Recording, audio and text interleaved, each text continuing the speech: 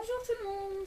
Alors moi, c'est la Welstorienne, l'historienne galloise, pour ceux qui ne parleraient pas la langue de Shakespeare.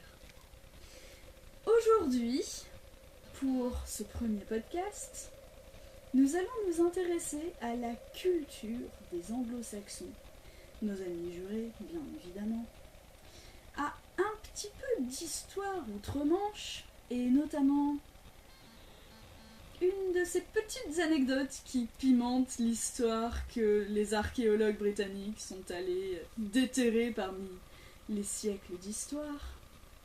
Et nous finirons par un petit peu de travail manuel. À vos pinceaux. Donc, pour commencer, parlons argent. Soyons d'accord, je parle ici seulement de la monnaie. Vous devez connaître, je pense, les pièces britanniques et leurs petits billets. Alors, juste comme ça, au passage, les billets de 10 ont la tête de Darwin dessus. J'aime beaucoup ce fait-là. Mais de façon plus pragmatique, nous avons récemment une édition limitée de pièces qui représente le blason de la monarchie britannique. Alors, jetons un œil de plus près à ce blason avec moi. Ok. Donc, actuellement, dans mon porte-monnaie de galloise, j'ai certaines pièces, comme celle-ci, qui se détachent un petit peu des autres. Comme vous pouvez le constater, ceci, c'est la face reine classique, et ceci, c'est la face blason. Nous allons donc nous livrer à un petit puzzle. Alors,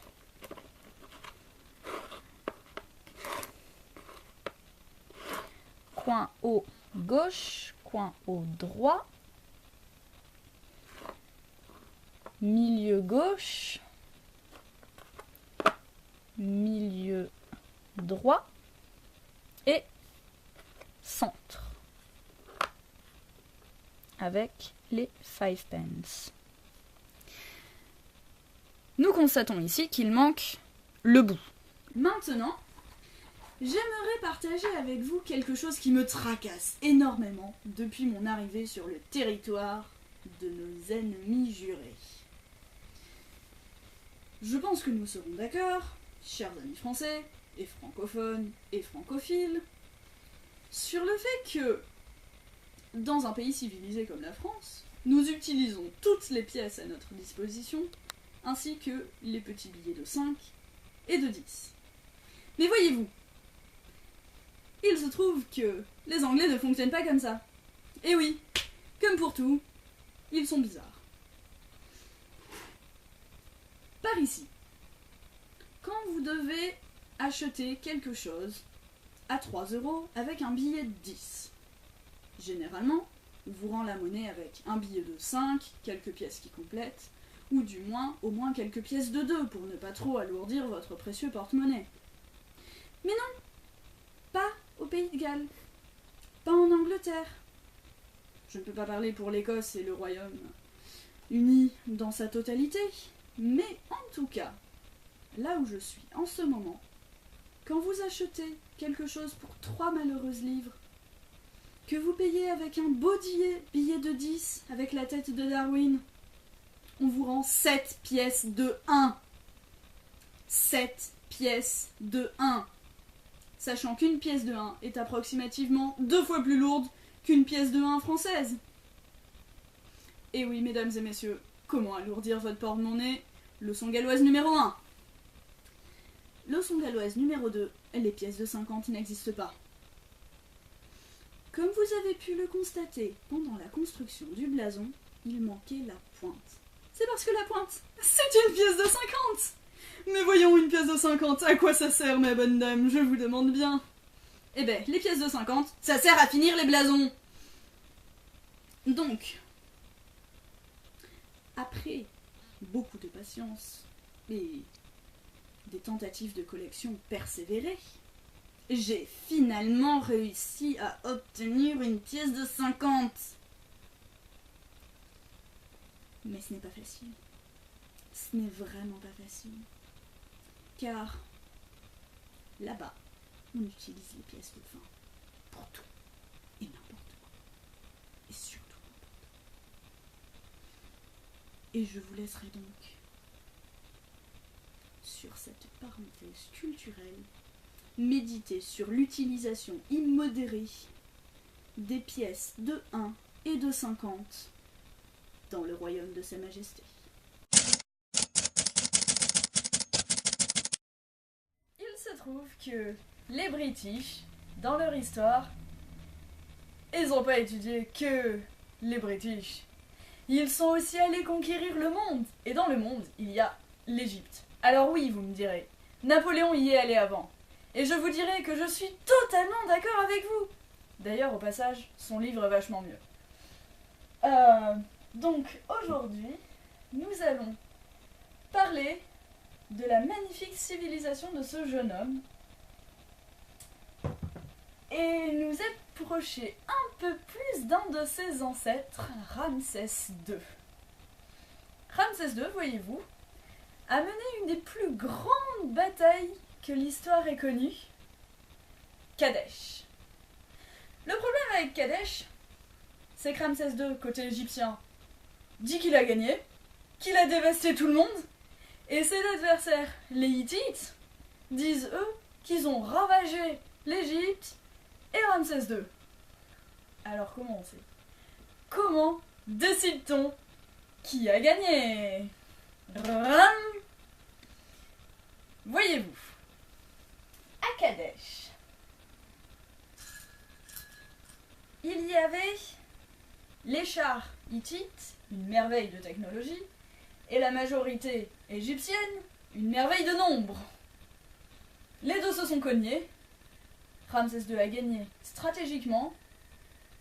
Les Hittites avaient leurs chars et la prouesse technologique a conquis le territoire.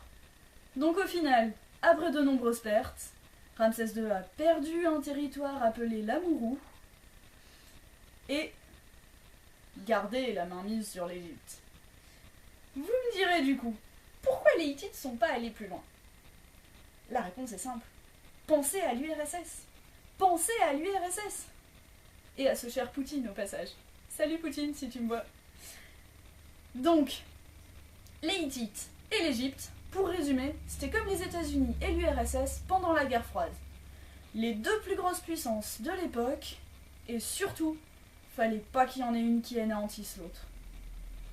Du coup, après avoir mené cette bataille épique, les deux puissances ont signé un traité de paix qui n'a pas été rompu, ni par l'un, ni par l'autre, mais les pirates des mers s'en sont mêlés, et à peine un pharaon plus tard, l'Égypte commençait sa longue descente aux enfers. Et les égyptologues resteraient fascinés des siècles plus tard. Cut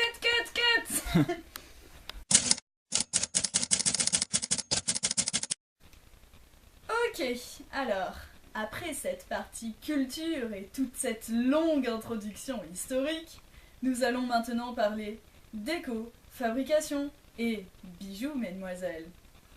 Alors, globalement, je vais pas faire le bricolage sous vos yeux, mais la marche à suivre est fort simple.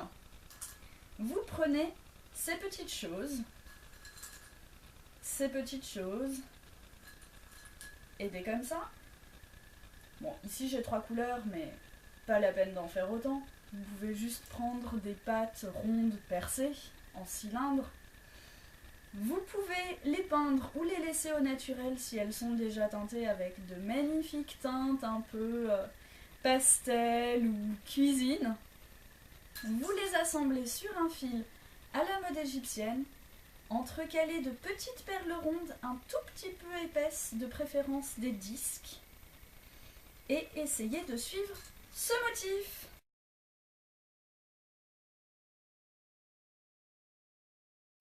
Vous pouvez également mettre de jolies extrémités, un peu dorées.